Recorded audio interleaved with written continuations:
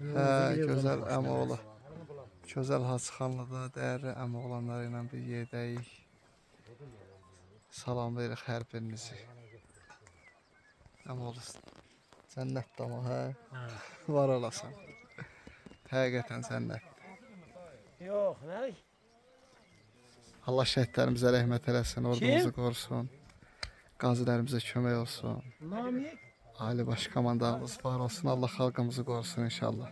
Akif əminin qonağıyıq Hacıxanlıda. Gözəl Hacıxanlı şəlbət eləsin. Samir.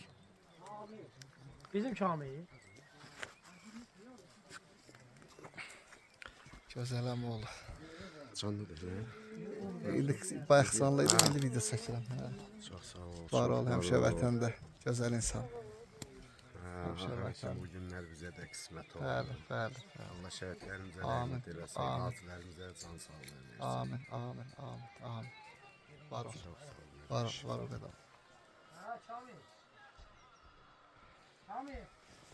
Akif əmi, neçə gündür gəlmişsən bu gözəl cənnət Hacıxanlıya? 15 gün var. Allah həmişə vətəndə eləsin, Allah ömür versin. Var ol, Hamımızı. var ol, gözəl Şükür insan. bu günə. Çox şükür, əlbət ki, çox şükür. Buradan ağlaya getmişdi, indi gülə-gülə qayıtdı. Bəli, bəli, bir iki günlərimizə şükür. Hə, Var ol, əmbi, var ol. sağ ol, sağ ol. Var ol. Allah sizi var eləsin. Ha, istiyorsan da ne diyeyim sen? Sen yerine başlasın, ne diyeyim?